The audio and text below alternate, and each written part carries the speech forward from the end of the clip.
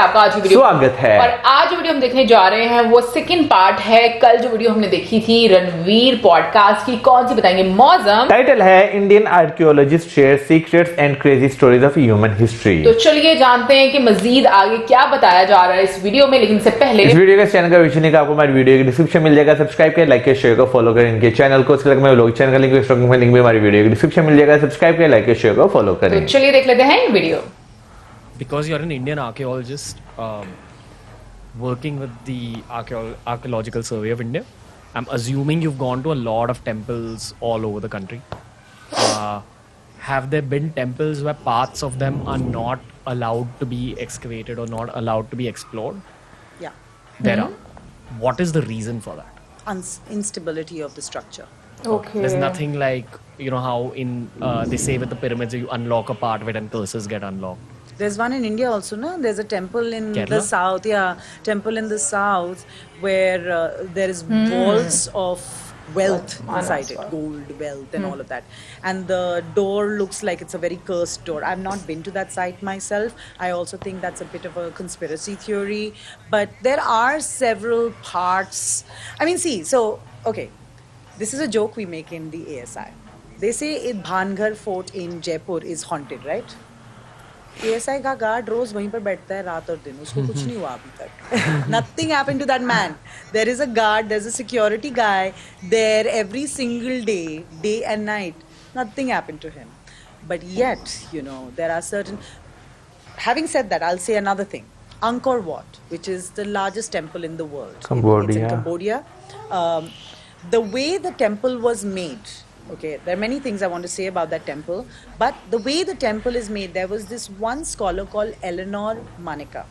She did a study on the movement of energy around that temple. She measured that temple and she found that temple to have very precise dimensions, very precise, down to the decimal, you know. And then when you go to a temple, like I said earlier, you circumambulate the temple. So when a flow of people, of devotees happens constantly over decades and over centuries in a certain way, energy gets channelized, right? So she even took scientific instruments over there to measure, is there a certain energy, movement of energy, and she did find that. So like I said earlier, there are various forces that exist beyond our capability to access. And we must use our science to see if they do exist in that way. So there are many places that we can't go to because they are unstable. There are many places we can't go to because people's beliefs are so strong that you cannot make it a scientific inquiry lab. You have to allow continuity of worship or whatever. So yeah, that happens all the time. One supplemental question here is, are there secret or hidden chambers in a bunch of these temples / places of worship?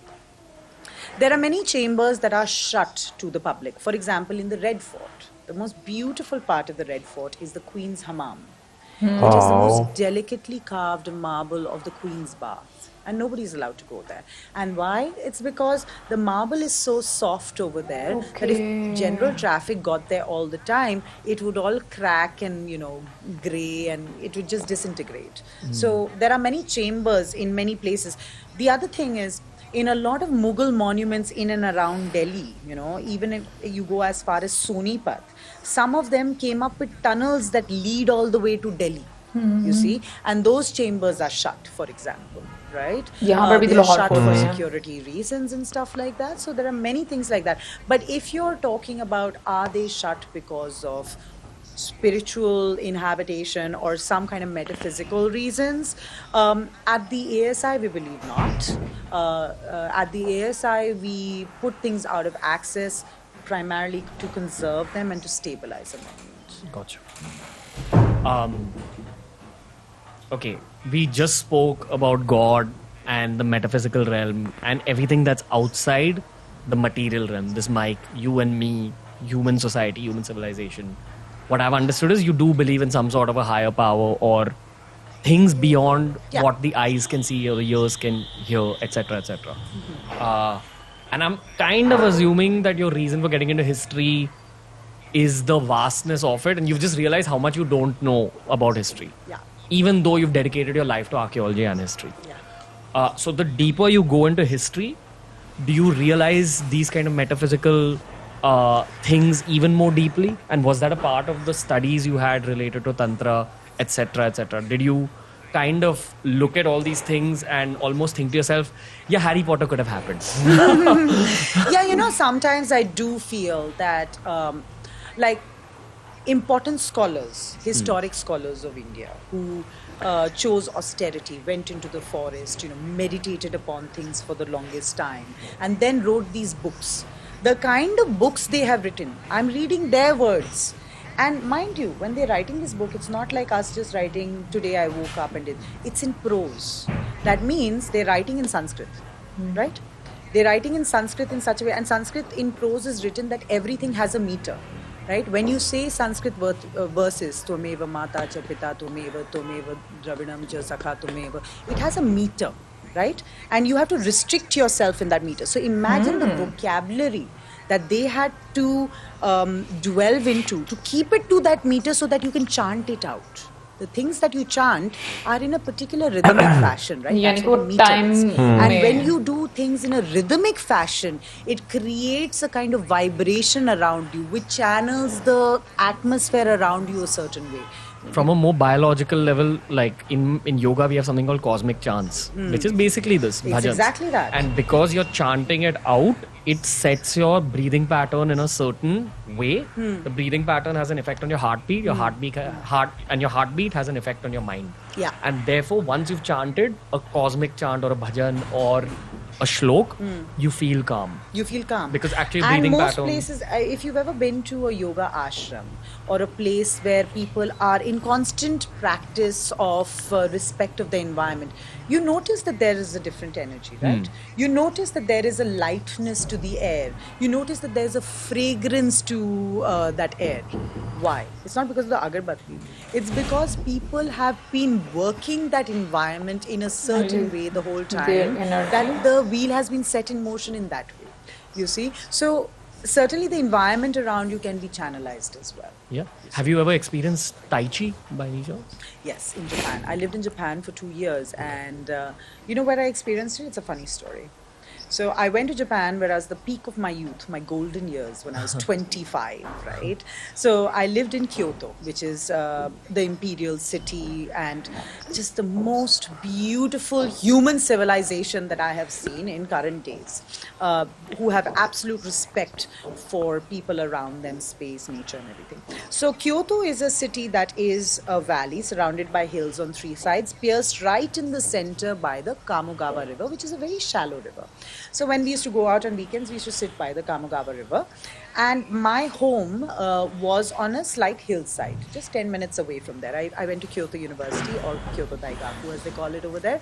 And my home was right next to it. Right above my home in Kyoto, because it is also a very religious city, they have 5 kanji symbols or Chinese characters carved into the mountains. So wherever you're standing in Kyoto, when you look up at the hills, you can see those characters. And once a year, they burn those characters, which is like how we do Shraddh. We talk about, we mourn our ancestors. They also have a Bon festival where they mourn their ancestors, and when they set that on fire. Isn't Bon like a Tibetan religion? B-O-N. No, not. I mean, yes, it is a realm of, but this is a kind of a festival there. Okay. You know, so I lived below one of these signs. So one day on a regular Saturday, we were having a drink, and the night just went into the morning, and I said, I have the best idea. Let's climb this hill, and on top of the hill, the grandmas and the grandpas who take their morning walks, they do this. The Japanese radio comes on with aerobics, right? And Tai Chi sometimes. So let's go and catch the grandmas and grandpas up there and do Tai Chi with them. And that was my first experience with them, yeah. Dragons, huh? Oh, man. Dude, you're going to get me fired talking about dragons. Why? Yeah, we can talk about dragons. I'll give you the art historical perspective on it. Give it to us, but also, why is it bad for an archaeologist to talk about these things beyond the realms of what we know? Is it because there's a lack of evidence? Yeah. I feel if there's a lack of evidence, definitely that conversation can go bad. Like you can go into any realm, and then you don't even know So where I'll to stop. say this, right? Dragons, we haven't found them, but we found drawings of them everywhere, representations of them everywhere. In China, we all know it. In India, Indonesia, Southeast Asia, Indonesia, I'm saying Southeast Asia and Indonesia are, in the same region. We find drawings of these sea animals called makara. Okay, and what happens is when you enter a temple, especially in Southeast Asia, at the door lintel, you might see it in Bali and all, you might have this face coming out and all of these kind of water-like designs around it. And that animal is called the makara, which is the sea dragon. It is a sea animal that, again, is representative of creation in a certain way, of destruction in a certain way alike, but very similar to a dragon.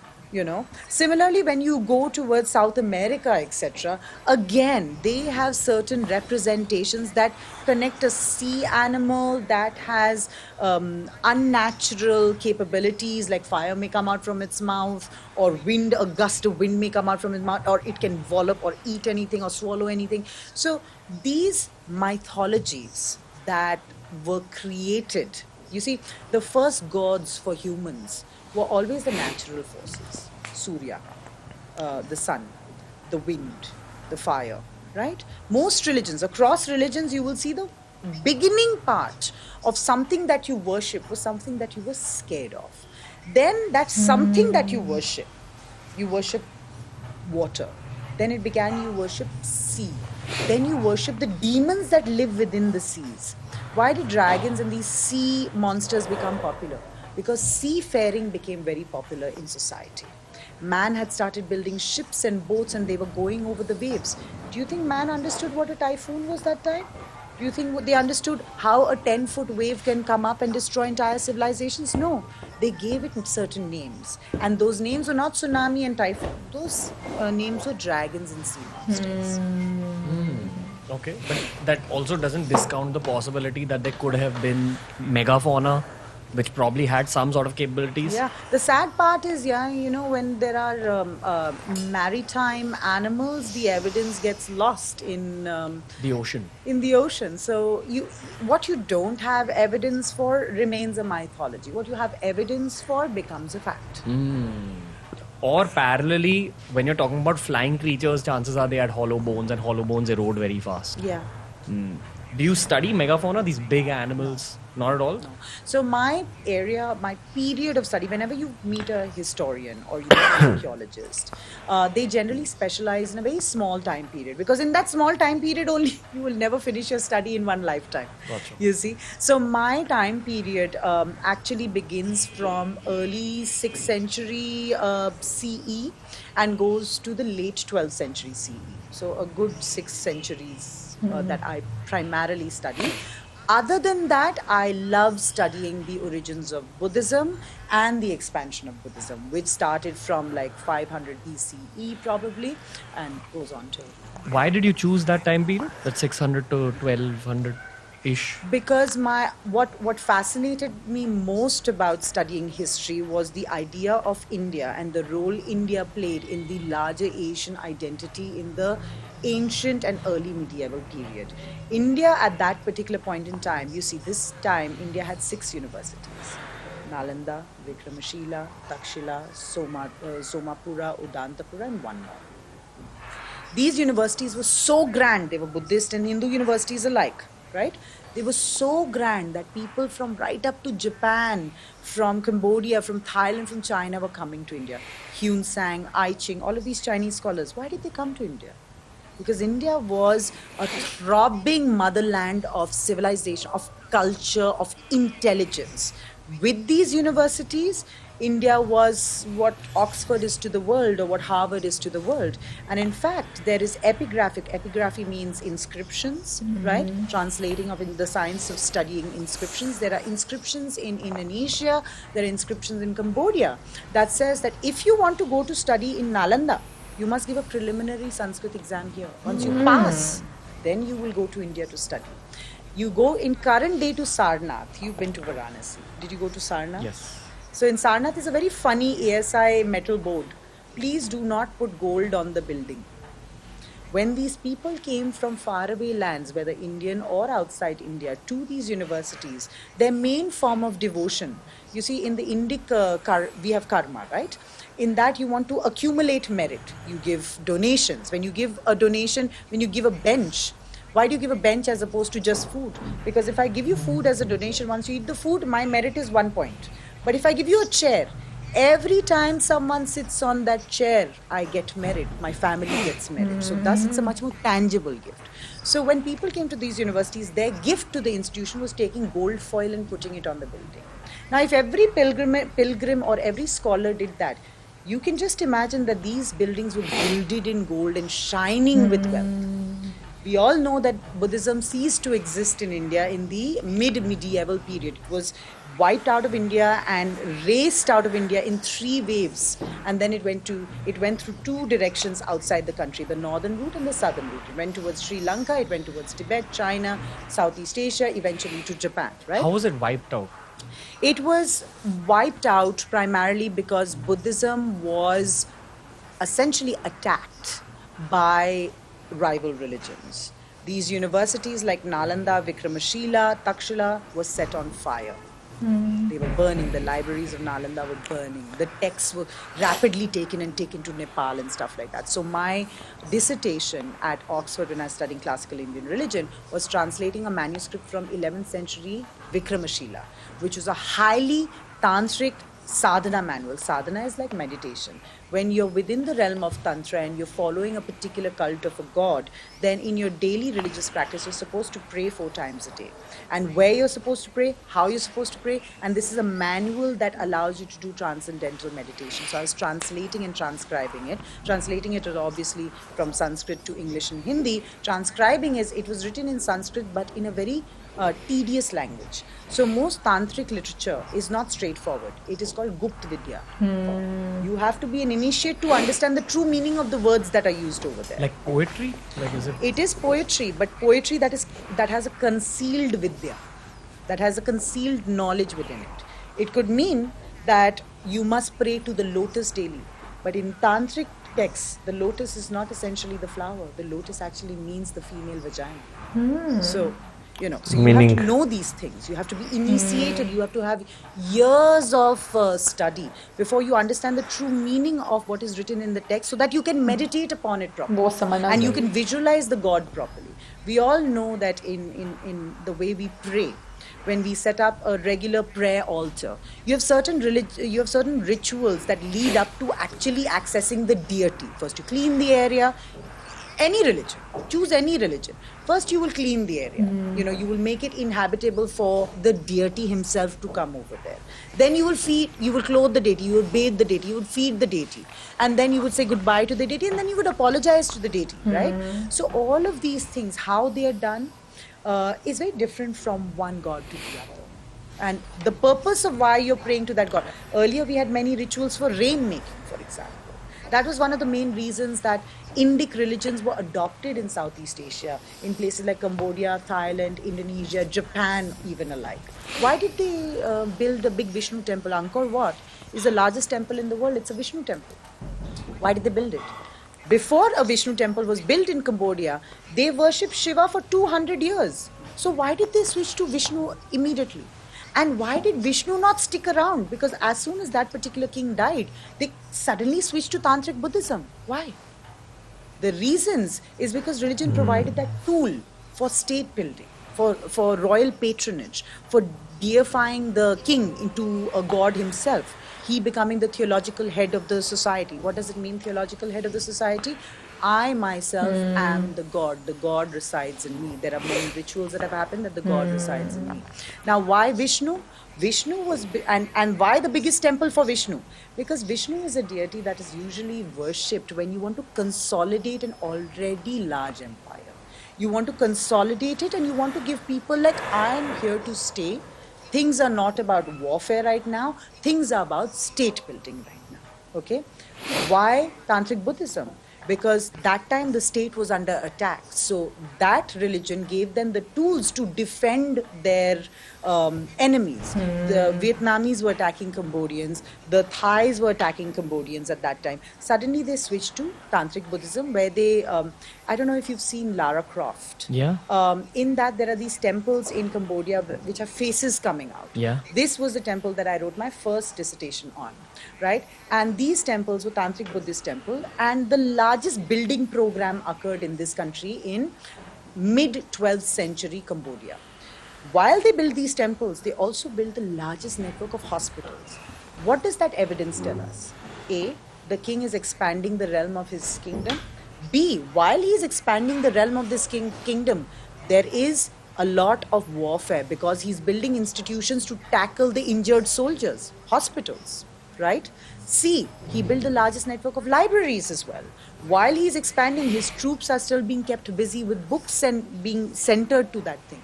So, you see, religion serves several purposes. But coming back to your original question, I studied India and that time period because I was interested in the role that India played towards the larger Asian identity, towards building an Asian identity, something that is very seldom explored in India. I think last it was explored in the most deep way was when the Tagores were, building Shanti Niketan, and they were inviting the Japanese and Chinese scholars alike to Bengal, and they were going into the Asian. They were very much about the Indian identity, but they were about the role of India to the world. And I think that is something that still, I think I have a purpose there. I have a mission in my mind to study history from that perspective, to talk about the depths of intellectual brilliance of our country, philosophical brilliance. One last question I have for this particular episode, and I'm really stopping myself from asking you further about what you just spoke about. I just got warmed up right now. Good, say it in Hindi. अभी तो शुरू हुआ मेरा कहानी बताना. Does the world of archaeology generally get very fascinated with Egypt/ancient Egypt? Because I believe that the Egyptians that we know of consider themselves to be a modern civilization, and they consider an even more ancient civilization to be the actual Egypt, where some people say that entities like Ra, Isis, Osiris, I believe was the name, actually existed as kings or queens back then. So how does the modern world of archaeology look at Egypt? So my boss is actually an Egyptologist. Is he Indian? She, first of all. Her name is Sarah Barkak. And she's alive. She's alive. She actually is a TED Prize winner. She won $1 million to do her work in Egypt. And this is the project that I actually brought to India. I raised funds for it from Tara Trust, and I am deploying satellite remote sensing, a lab, and archaeology, which is called space archaeology, for the Archaeological Survey of India. This was my first project, which is still yet to be deployed and totally harnessed in ASI, but we are working hard every day. But she is an Egyptologist. And she would better be able to answer the questions about Egypt. I'm not an Egyptologist. My focus is on Asia, and I just do not, I might not even know my facts about Egypt that well, because I focus so much on Asia, Cambodia, Thailand, Japan, Korea, and all of those areas, and I still consider myself a student of history. I don't ever, and I've taught in a university, I work for the ASI, my hands are rough like an archaeologist's hands, but I will still always consider myself a student of history. So in terms of Egypt, yes, the storytelling of the Egyptian history has been done not only in textbooks that are school books in Egypt, but also abroad, and also in the movies so well, right? So well. In fact, my boss Sarah, when she started using satellite imagery for Egypt, in a span of a year, she actually found 1,000 new pyramids, several digging holes. Now, the main work that we do, why we use satellite remote sensing for archaeology, is because countries like Egypt, Italy, and India are one of the biggest victims of illegal trafficking of antiquities. What does that mean?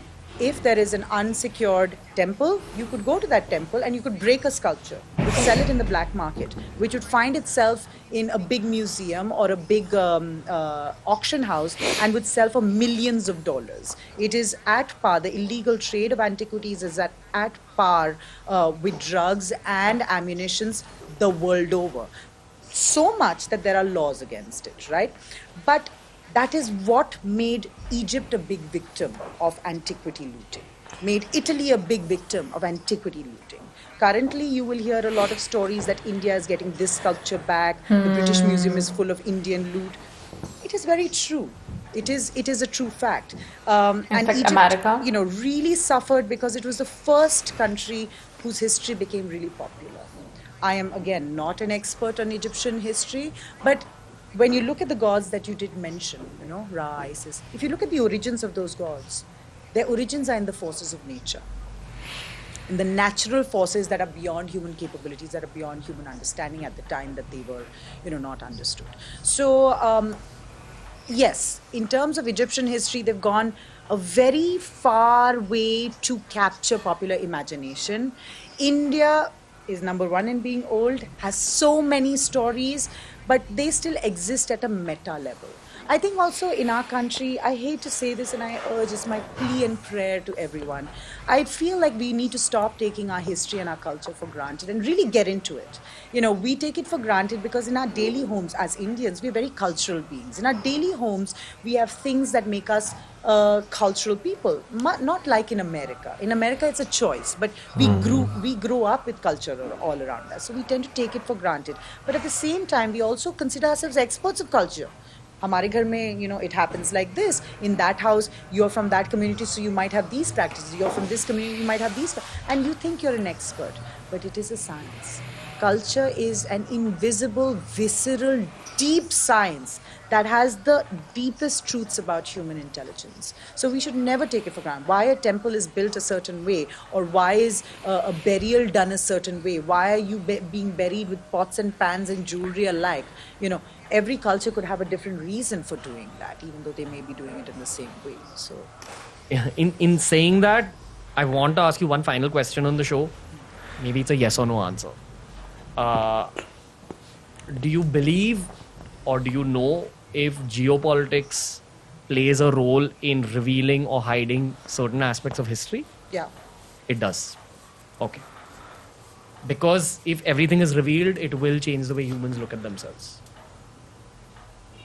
I mean, humans look at themselves in so many ways, and geopolitics is so sort of deeply ingrained from early societies into the nature of man.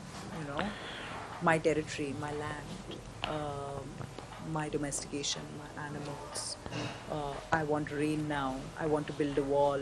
I want to, all of this. This is all geopolitics, right? It's like protecting your resources for generations. I don't know, I'm not so sure of generations to come as much as protecting your resources for the course of your lifetime and the life that you have envisaged for your children. Yeah. This is what bothers me a little bit about where history and historical research stands today.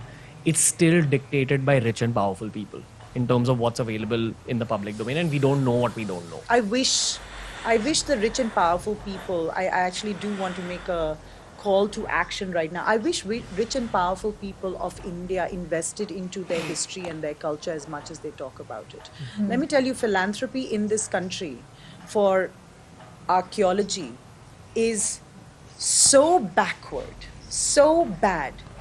Besides one big business house of India, I challenge all cultural practitioners to find me one consistent other business house in this country that has continuously and in a sustained way done not returns on investment, not investment.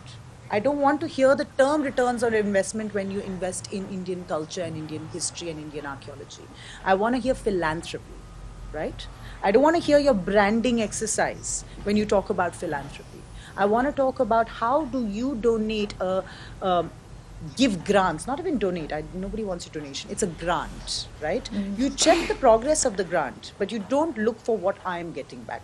I challenge the cultural practitioners to find me the business houses, even from today or yesteryears, apart from one consistent one. And I'll say it out aloud. It's the Tatas, because मुझे you भी यही have लग रहा था. museums that are full of Tata, and you have the Tata Trust, which is a 125-year-old organization. It is one that has run a magazine called the Marg magazine, funded it solely throughout, which is one of the most important cultural journals, consistent and sustained cultural journals of this country. But apart from that family, I don't think any big business house in this country has done any large-scale, tangible, sustained work.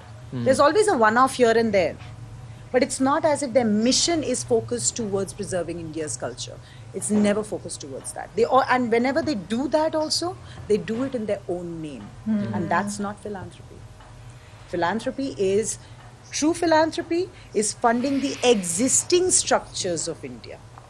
Fund excavations at the Archaeological Survey of India. Fund building out archaeological sites so that we can understand the true extent of our human history. But it does not exist. So there is a big dichotomy in this country, and I would like to devote my entire life towards it, where I want to explain to people, if you love Indian culture, you must give back to it. And the way you give back to it is not taking control of it, is give assistive care to the existing institutions in this country that are doing that work. Don't try and reinvent the wheel. Support the existing carriage. What's the deeper call to action? Like, can we have a link, or like how do you actually begin that process? Because there's a lot of people who may not... the simplest way to do it, the Archaeological Survey of India has a National Culture Fund where a lot of people can give financial aid to the Archaeological Survey of India to conduct its main activities, which is exploration, excavation, conservation. Gotcha. So that, I'm not here to put out that call to action. It's not my call to action. But in general, I want to say, if you truly care about Indian culture, you could practice it in your homes. But you have to give back to society in a way where you do. And I've worked in a bank, by the way, handling a cultural fund. And I saw big business houses come in and they asked that question, but what is our return on investment? I was like, I think I need to give you, a class about how philanthropy works, how CSR works, how investing works, how marketing works. When you're investing and you're doing marketing, ask that question. But when you're doing CSR and when you're doing philanthropy, you do the deed and you follow up on the legitimacy of the person, but you don't look for what you're getting back then. You be on top of the people by all means, that they should achieve what they have taken. Read those utilization certificates to the T, okay? But you don't ask that, what am I getting back?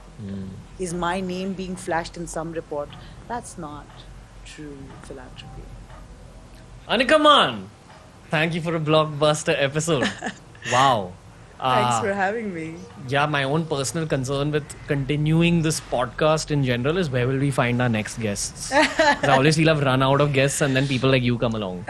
So crazy. You were built for the world of podcasting. Oh, really? Yeah, for sure. Oh, thank you. I feel there's 100x larger amount of data to unpack with you, which we'll do over the course. We didn't even get into hardcore archaeology and exploration and what sites have I been to. We just talked about, larger, things that are really around us right now. So maybe next time we can go deeper into It gives me a lot of joy knowing that you come to Bombay often. Yeah. So we will figure some... We are friends now. This was so much fun. Now you understand why I was pumped about this particular episode. I read your name on our schedule and I was pumped maybe a couple of months ago, because I think it got scheduled a couple of months ago. It's been 2 months leading up to this and I'm so happy. Thank you so much. This meant a lot. Cheers. Fantastic.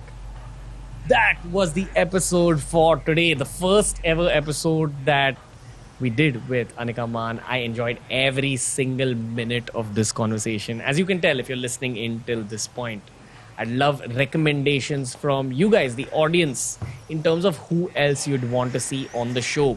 Are there more archaeologists that you'd like to see on the show? Are there more historians you'd like to see on the show? Please let us know in the comment section. Please let us know on our Instagram. And remember, we have a highlights channel called TRS Clips, where you'll find the best bits of every episode broken down, etc., etc., etc. So, if you're someone who enjoys history but you don't know where to begin this race when it comes to accumulating knowledge from podcasts, TRS Clips is a fantastic way to begin. We've actually curated playlists for you right there. And until then, make sure you follow us on Spotify. Every episode of TRS is available on Spotify 48 hours before it's available anywhere else in the world. The Ranveer Show and Anica Mann will be back soon. Thank you for listening in.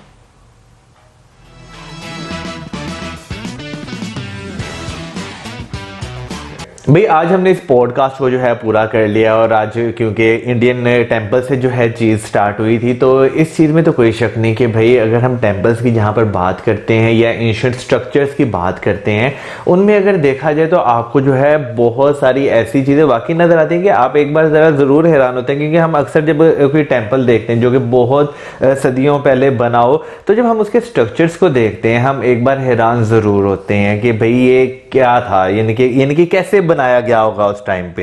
Well सबसे पहले मैं thank you बोलना चाहूंगी, क्योंकि कल जो हम लोगों ने डिस्कशन की थी उसके लास्ट में जब मैंने टेम्पल को लेकर डिस्कशन की थी और मैंने बोला था कि मुझे नहीं पता कि मैं सही समझ पा रही हूँ या नहीं, तो कमेंट सेक्शन में बहुत सारे लोगों ने बताया कि आप सही समझ रही हैं, तो उसके लिए मैं थैंक यू बोलना चाहती हूँ। क्योंकि उससे क्या होता है कि आपको एक लाइन मिल जाती है, आप आगे और मजीद सोचते हो।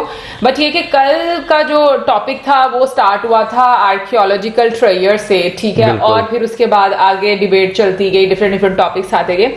आज जो टेम्पल्स की बात थी, मुझे एक चीज बहुत इंटरेस्टिंग लगी और एक कॉमन चीज भी लगी, और वो ये कि जैसे उन्होंने बात की थी कि टेम्पल के अराउंड जो एक एनर्जी होती है जब लोग उसके अराउंड चक्कर लगाते हैं, ठीक है। सो अगर देखा जाए तो आज के टाइम में भी कहीं ना कहीं पर हम वही रिचुअल फॉलो कर रहे होते हैं, चाहे आप किसी भी कम्युनिटी के हों। तो मुझे लेकिन इंटरेस्टिंग है क्योंकि अभी जैसे बहुत सारे मुस्लिम जब जाते हैं मक्का उम्रा करने के लिए, यस, मक्का में उम्रा करने के लिए या फिर हज करने के लिए जाते हैं, तो मेन जो एक वहां पर हम कहेंगे कि आपको हाँ नहीं मतलब जो आपको एक परफॉर्म करना होता है उसके अराउंड, वो यही रहता है कि आप उसके अराउंड 7 चक्कर लगाते हो, ठीक है। और यही चीजें मैं देखती हूँ कि भाई, लेकिन हमें उसका महत्व पता नहीं है कि हम लोग क्यों कर रहे हैं, हमें सिर्फ बताया जाता है और हम लोग उस चीज को जस्ट फॉलो करते जा रहे हैं।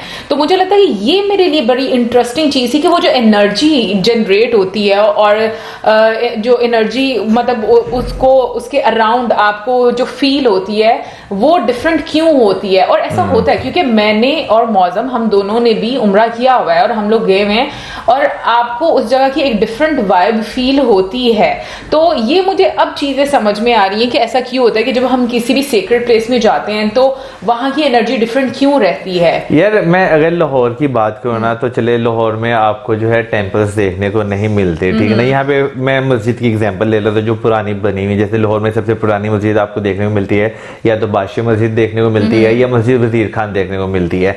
मस्जिद वजीर खान में हम कभी नहीं गए, मेरा ख्याल है नहीं ना गए, लेकिन क्या नाम लेते हैं बादशाह मस्जिद में हम गए हैं। आप जब उसमें एंटर होने लगते हैं ना, आपको यानी कि एक जो वहां पे नजारा दिखाई देता है ना, उसका आप पे काफी ज्यादा इम्पैक्ट पड़ता है, ठीक है ना। फिर आप जब उस जो एक मेन बिल्डिंग है उसके अंदर जब आप चक्कर लगाते हैं ना, तो आप एक बार जो है ना हैरान होते हैं चीजों को देखकर, वो क्योंकि वो उस जगह की जो वाइब्स होती है ना, वो आपको कहीं ना कहीं बहुत ज्यादा इम्पैक्ट कर रही होती हैं। अभी रिसेंट टाइम्स में जैसे हमने खजुराहो टेम्पल देखा, कोणार्क सन टेम्पल देखा, और भी काफी सारे टेम्पल देखे, तो लिटरली आपको उनके स्ट्रक्चर्स देखकर एक वाइब आती है। बेशक आप वहां पे खुद नहीं जा रहे, आप बैठ कर देख रहे हैं, कहीं ना कहीं वो चीजें आप पे इम्पैक्ट कर रही होती हैं। एक सबसे ज्यादा अभी जो कुछ ही दिनों पहले की बात करें, हमने कांतारा मूवी, सॉरी मैं कांतारा मूवी, यार मेरा ये काफी ज्यादा खराब है, इसके लिए मैं माजरत कर रहा हूँ, ठीक है ना। हमने वो मूवी देखी, ठीक है ना,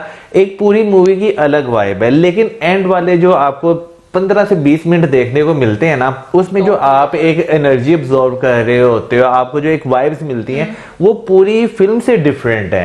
वेल मुझे लगता है it's not just about secret places. आप कोई भी प्राचीन जगह पर जाओगे, आपको ऐसी वाइब्स मिलेंगी जो कि डिफरेंट आपके ऊपर एक इम्पैक्ट डालती हैं।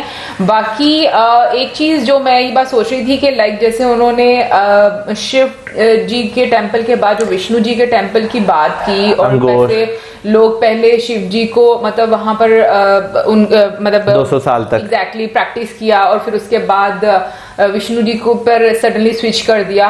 तो मुझे ये लगता है कि ये चीज मतलब ये सुनकर जितने भी हिस्टोरियन हैं या आर्कियोलॉजिस्ट हैं उनकी बातें सुनकर ये लगता है कि जो चीजें हम आज के टाइम में देखते हैं वो पहले हो चुकी हुई हैं और वही चीजें रिपीट होती जा रही हैं कि किस तरीके से जब एक किंग के अंदर या जो भी उस टाइम का या अभी के टाइम की हम बात करें, कोई भी जो लीडर है अगर उसके अंदर ये चीज आ जाती है कि मैं ही अब सब कुछ हूं, तो फिर उसके बाद आपको कहीं ना कहीं से ऐसे कोई इंसान दूसरा मिलता है जो कि ना शायद आपके जख्मों पे मरहम लगाने आ जाता है और फिर वो डोमिनेट करना शुरू हो जाता है, वो उसको रिप्लेस कर देता है कहीं ना कहीं पर, और उसकी मान्यता चाहे कुछ और हो, लेकिन मुझे लगता है कि वो इसी तरीके से जो लोग हैं वो फिर फॉलोवर बनना शुरू हो जाते हैं एक नए हम कहें कि मानने वाले को या अपने हाल या फिर जिस तरीके से उनकी रिचुअल्स जो है वो स्टार्ट हो जाती है। मतलब जहां तक मैं अंडरस्टैंड कर पाई हूँ मुझे ये चीज समझ में आ रही है। भी ऐसा हो सकता है, लेकिन मैं यहाँ पे अब बात करना चाहूंगा इंडियन हिस्ट्री की और इजिप्ट हिस्ट्री की।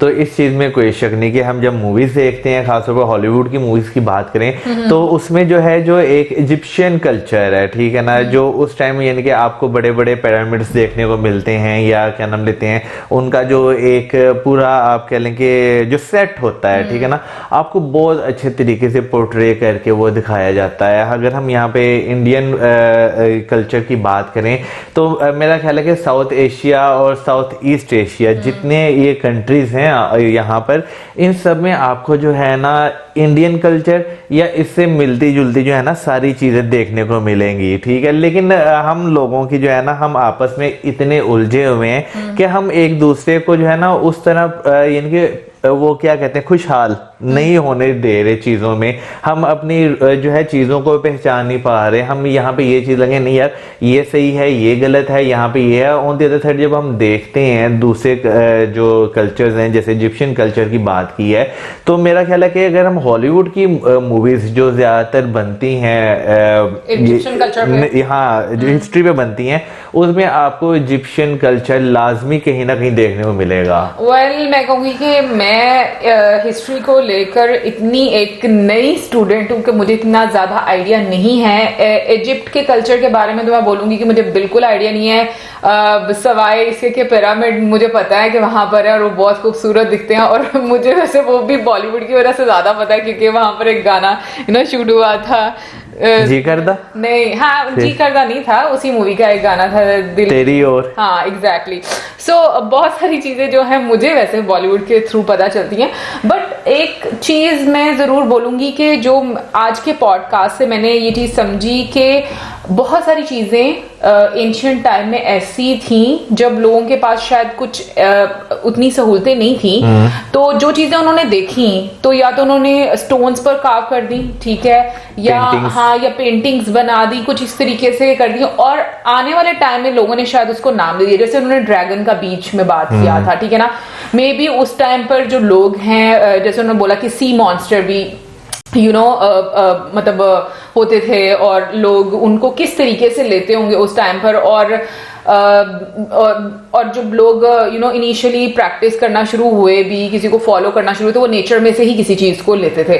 सो मुझे ये लगता है कि विद टाइम जो है वो हम टर्म्स काफी ज्यादा चेंज होती जाती हैं उस चीज को लेकर, और लोगों की परसेप्शन भी काफी ज्यादा चेंज होती रहती है, डिपेंड करता है फैक्ट्स पर। कुछ मुझे लगता है कि वाकई में जो मिथ्स होती हैं हम लोगों के पास इतने फैक्ट्स नहीं होते, तो हम लोग जहां तक अंडरस्टैंड कर पाते हैं उन चीजों को उस बेस पर डिस्कस करते हैं, और जिनके फैक्ट्स हम लोगों को मिल जाते हैं तो चलो उनका तो कहीं ना कहीं पर हमारे पास एक रिकॉर्ड होता है कि ऐसा ही हुआ होगा ये, लेकिन पॉसिबिलिटी मिथ्स में काफी ज्यादा हम लोग को लगती है, जैसे ड्रैगन की उन लोगों ने बात की। यार मैं यहाँ पे जो है ना जैसे अभी हमने 2 महीने पहले या महीना पहले जब मूवी देखी थी ब्लैक एडम, ठीक है ना, उसमें भी अगर आप देखें एक तरह को आपको इजिप्शियन कल्चर ही उसमें देखने को मिलता है, ठीक है ना। तो इम्पैक्ट जो यहाँ पे बात करूँ जियोपॉलिटिकल की जो बात की गई, तो मेरा ख्याल है कि आपकी पॉलिटिक्स भी जो है ना वो भी बहुत ज्यादा जो है इस चीज पे इम्पैक्ट करती है कि वो चीजों को किस तरह चलाना चाहते हैं, किस डायरेक्शन में लेकर जाना चाहते हैं। क्योंकि ये तो भाई क्या नाम लेते हैं वो वही है कि जो पॉलिटिशियन है ना उसके हाथ में एक छड़ी है, ठीक है ना, उसने चीजों को जिस तरफ हाँकना शुरू करना है ना, चीजों ने उसी साइड पे जो है ना, बेशक एकदम आपको नजर नहीं आएगी, लेकिन टाइम गुजरेगा ना, जैसे जैसे वो चीजें आपको डायरेक्शन अपनी बदलती हुई नजर आती हैं। वैसे मुझे भी ये लगता है कि पावरफुल लोगों का बड़ा इंपॉर्टेंट रोल होता है एक सोसाइटी में, कंट्री में, और पावरफुल सिर्फ पॉलिटिशियन नहीं हो सकते, बिजनेसमैन भी होते हैं, और मतलब एक ऐसी क्लास जो कि बड़ा कंट्रीब्यूट करती है, बिल्कुल इम्पैक्ट रहता है सोसाइटी में, एक इन्फ्लुएंस रहता है लोगों पर। तो डेफिनेटली उन सब का मुझे लगता है बड़ा इंपॉर्टेंट रोल होता है कि लोगों की सोच किस तरह की बनानी है। बट एक चीज मैं पूछना चाहूंगी, और वो ये कि जैसे कि मैम ने बीच में बात की कि लाइक अपने कल्चर को, इंडियंस जो हैं वो मतलब हिस्ट्री को रिस्पेक्ट करें, और मतलब एक्सपर्ट बन के, जैसे हमारे यहाँ पर भी होता है, हर कोई बंदा दूसरा एक्सपर्ट बना होता है, मुझे सबसे ज्यादा पता है, लेकिन यहाँ पर तो वाकई में एक्चुअली प्रॉब्लम है कि लोगों को नॉलेज ही नहीं है हिस्ट्री के बारे में, ना कभी बताया गया और ना ही लोगों को पढ़ने का कोई शौक है। यार सॉरी आपको इंटरप्ट कर रहा हूँ यहाँ पे ना एक और चीज देखने को मिलती है कि जिन लोगों को नॉलेज है भी ना, उन्होंने भी एक पॉइंट पर आकर फुल स्टॉप लगा दिया कि भाई हमने जितना पढ़ लिया बस उतना सही है, उससे आगे सही नहीं है। नहीं, आई थिंक उसको शायद लोगों तक मजीद पहुंचाया नहीं, जैसे मैम ने बीच में बोला ना कि हमारा भी एक रोल बनता है कि हम सोसाइटी को कुछ वापस करें, तो वो एक बड़ा इंपॉर्टेंट रोल होता है, लेकिन मेरे ख्याल में बहुत कम लोग होते हैं जो कि ऐसे काम करते हैं। लेकिन मैं जानना ये चाहती हूँ, क्योंकि जहां तक मैं देखती हूँ और मैं जानती हूँ, और हमारा जितना इंटरेक्शन होता है थ्रू कॉमेंट्स या फिर ईमेल, मुझे तो ऑनेस्टली बोलूँ, मुझे तो इंडियंस बहुत ज्यादा इंटेलेक्चुअल लगते हैं। आई मीन अगर मैं एक आम इंसान की भी बात करूँ, एक आम व्यक्ति की भी बात करूं जो हमें ईमेल्स लिखता है, कमेंट लिखता है, क्योंकि इतनी डिटेल में नॉलेज होता है, और मैं जब सोचती हूँ और देखती हूँ तो मतलब यहाँ पर लोगों को उस तरीके से नहीं पता होता चीजों के। इवन कि मैं स्कूल स्टूडेंट्स की या फिर कॉलेज के स्टूडेंट्स की भी बात करूँ तो उनको भी कोई खास इंटरेस्ट नहीं होगा। हाँ, अगर उनका हिस्ट्री सब्जेक्ट है तो फिर कुछ और हो सकता है। वैसे मेरा कभी इस तरह के किसी भी बच्चे के साथ अभी इंटरेक्शन नहीं हुआ, तो मैं जानना ये चाहती हूँ कि मैम किस टाइप के लोगों की बात कर रही थी, कौन सी कैटेगरी के लोगों की बात कर रही थी, कि जो मतलब उनका क्या पॉइंट ऑफ व्यू होता है, क्या वो हिस्ट्री को लेकर क्या मतलब वो किस तरीके से क्या मैनिपुलेट करते हैं, या क्या मतलब वो करते हैं कि जिसकी वजह से ये एक स्टेटमेंट उन्होंने दिया। मैं ये जरूर जानना चाहती हूँ। बाकी ओवरऑल मैं कहूंगी कि बहुत मजा आया, बहुत डीपली वाकई में उन्होंने बात नहीं की कि हमें समझना है, सारी बातें ऐसी हुई कि जो आपको समझ में आ सकती है, एक आम व्यक्ति की समझ में आ सकती है। बाकी मुझे जरूर इंटरेस्ट है हिस्ट्री में भी, और मैं कहूंगी कि आर्कियोलॉजी में भी, और उसकी रीजन ये है कि मुझे लगता है ये दोनों आपस में कहीं ना कहीं पर जुड़ी हुई हैं, और आपको बहुत कुछ जानने को मिलता है। सो आप जरूर बताइएगा कि आपका क्या सोचना है इसके बारे में, और जितने भी टॉपिक्स बीच में हाईलाइट हुए और डिस्कस किए गए। और इसी के साथ हमें हमारे video like, subscribe, share, good bye.